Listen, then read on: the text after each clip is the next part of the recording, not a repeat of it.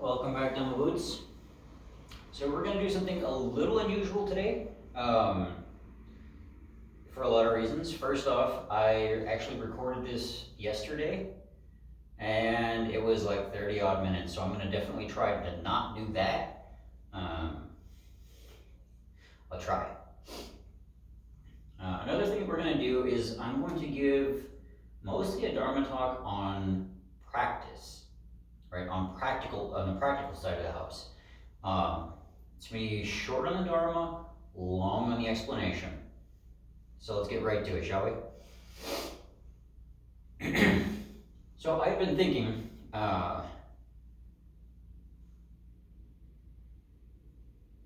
recently about how, we talk a lot about the Dharma. I mean, we think about it intellectually.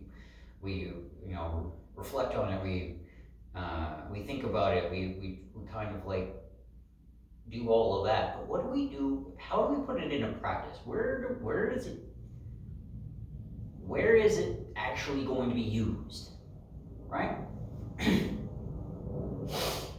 So one of the ways that the Dharma was used in the past, particularly in reference to warriors, is we find that specifically the Tantric side of the house, the Vajrayana side of the house, but the Mahayana side of the house as a whole, when it went into China, it had to adapt, right? We've talked about that before, where it goes in, the Buddhists go in, and they have to find ways to communicate with the locals, and the locals have their deities, and they're like, oh, our deities are better, we don't need Buddhism.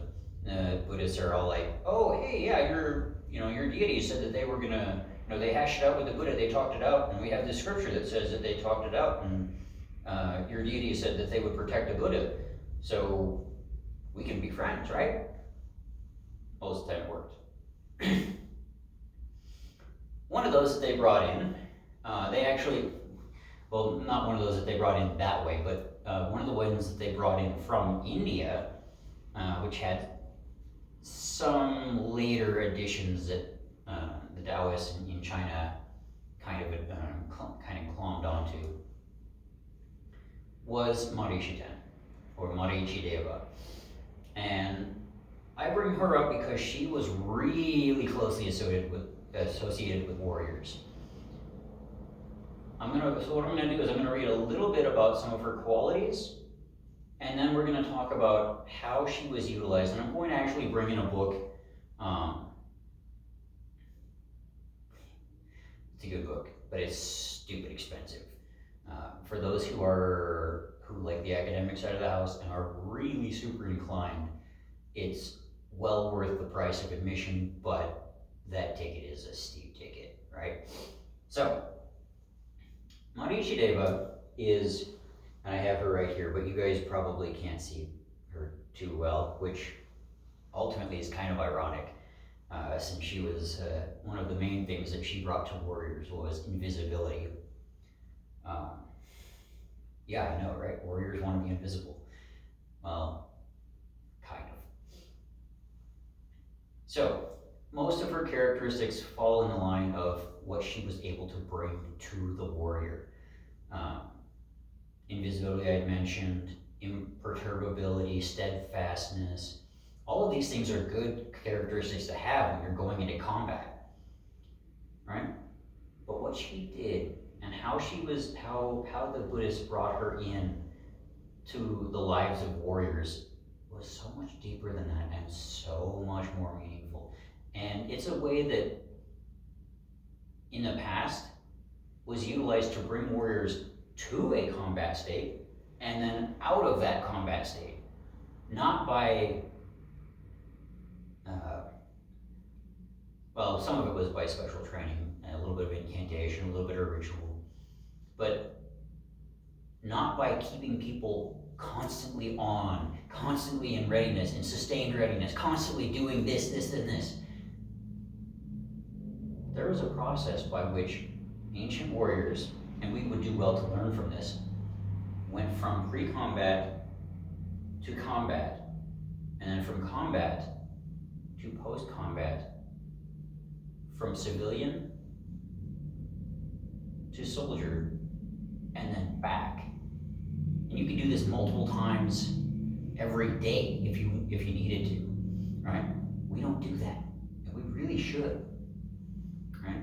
Instead of being always on and keeping that adrenal response up, keeping that that alarm response, that alarm response, that kind of state of constantly on the edge. Instead of doing that, we can take people to that when we need that, and then say, okay, now it's not needed. We bring you back. So, her characteristics.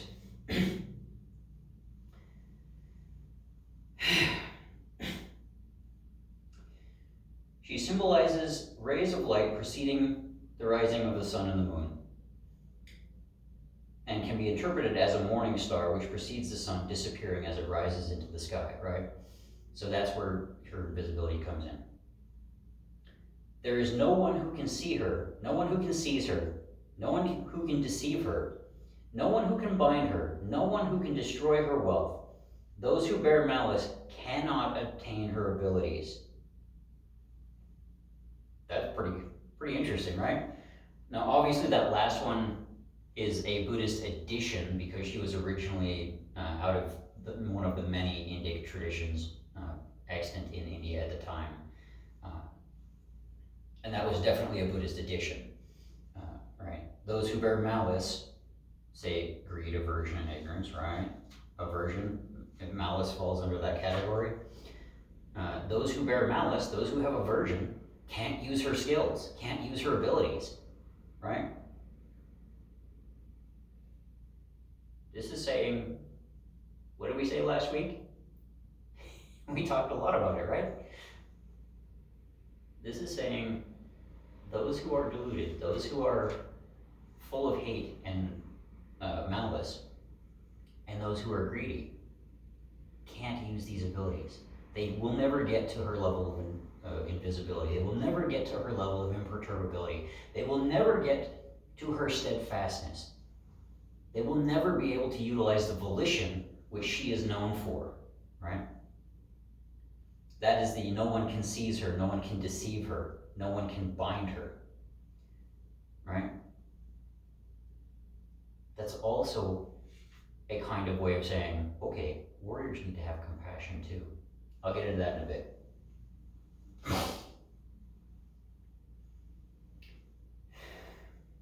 So, the whole point here is that this is a warrior deity, specifically female, note that, specifically female, who cannot be seen, cannot be grasped, cannot be bound, cannot be deceived. How does she do this? Through meditative practices is what it comes down to. Through various meditative rituals, one can develop this state as well, right? Her meditation, your meditation, in this ritual become the same thing. They become intertwined, right? So you develop these skills. You are able to kind of acquire the skills of this deity. But not if you let the three poisons get a hold of you. Good to know, right? So I talked a little bit about the ritual process that was used way back when to take warriors or bring warriors into a combative mind state, into a state where, in an instant, they could go off and do whatever they needed to in combat, right, in battle. And then when the battle was over, just as quickly, they're back to civilian. They're back to just normal, average, everyday stuff. That's hard to do, right? Because after battle, you've got that adrenaline pumping through you. It's exhilarating. It's really powerful. And we let that get the best of us more often than not. So, I'm going to bring up the book, The Buddhist Goddess Marishiten by Dr. David A. Hall. He literally wrote the book on this, and he has literally been studying it since like the 90s. I believe his dissertation was on this This is a revised version of his dissertation for a not quite as academic audience. I've read his dissertation as well. It's awesome stuff if you're an academic. But what he writes, and this is what I want us to start thinking about, right? Because this is putting the Dharma into practice. This is putting the teaching into practice, into doing something that means something. So he talks specifically about how war is the most meaningful experience for a lot of people, especially for those who go into combat, for those who go into battle. And he brings up this example of a Marine who in Vietnam, he went on his first tour, came back and went to college and just couldn't hack it because everybody was so insistent on everything being so important, and all of it was meaningless, right? In war, everything meant something. How you tied your bootlaces means something. If your chin strap's not on, that means something, right? But all this other stuff, whatever, it's fluff. So he volunteered to go back, right? And he's not alone. He's not the only one who gets stuck in this exhilarating, adrenaline-filled mess, right? So I'm going to read 2 paragraphs, and then I'm going to kind of let us take it into the reflective mode and figure out how we can do something similar, right? So the young Marine is not alone. Having undergone the combative flow state, many soldiers have become career combatants or engage in dangerous sports seeking to once again undergo that meaningful experience. Others have sunk into the psychological and physical misery of PTSD. In either case, the addiction, excessive attachment or repulsion of the human psyche to the exhilaration of the combat mindset can be disabling both to the individual and the group. From a Buddhist standpoint, like other passions, it binds us into an endless chain of cause and effect, egotistical craving, and suffering. The cult of Marishiten is a prime example of the way in which Tantric Buddhist Upaya, skillful means, was used to bring warriors and other combatants away from suffering and into the Buddhist path, not by rejection of the most intense, meaningful experience of their lives, but by ultimately redirecting that very experience towards selflessness and compassion, and by providing a means by which the combatant could return to a civilian, non-combative state of mind. This transition process became encoded into ritual patterns, much like those found in certain rituals. He mentions 2 specifically. In the sacred training space, the dojo, right? So warriors would train themselves, and in this training space, in this sacred space, right? We have one right here, it's sort of, right? This is our little sacred space where we can do our training, where we can take our fellow soldiers, our fellow airmen, our fellow Marines, our fellow sailors who have gone to that place and don't know how to get out, don't know how to get out of that suffering, don't know how to get out of the exhilaration, that absolutely meaningful experience, that vivacious kind of state. We can teach them how to get out of that, how to come back to being a civilian, how they can access it whenever they want, right? But how they don't have to be bound by it, right? Because Marishiten, she's not bound. She can't be bound. She can't be deceived. She can't be tempted into the exhilaration that we see in the combative mindset, right? In the combat mindset. They did that through rituals, very specific rituals, which he mentions in here, and they're stupid long. I'm not going to go into it. Like, they are legit. He mentions that one of the rituals that he's talking about, it would literally take 2.5 hours to perform. We don't obviously have that kind of time. So what do we do? How can we draw on the lessons from our predecessors that said, okay, we're not going to discard or, disavow this most meaningful experience that you've had. Instead, we're going to pull it in, we're going to draw it in, we're going to transform it, we're going to channel it into something that we can use in our society, in our community. We're going to help you to guide it, to channel it into something valuable, right?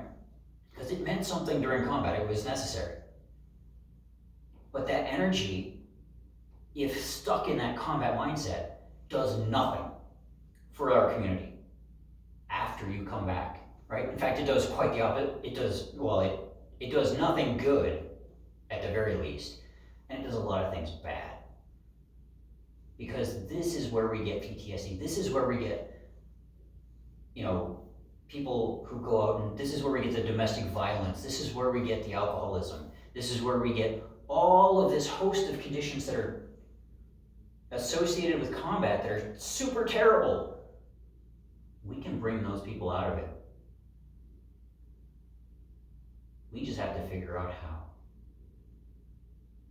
And that download boots is where I'm going to leave it with you, right? Where is our skillful means? How do we use this?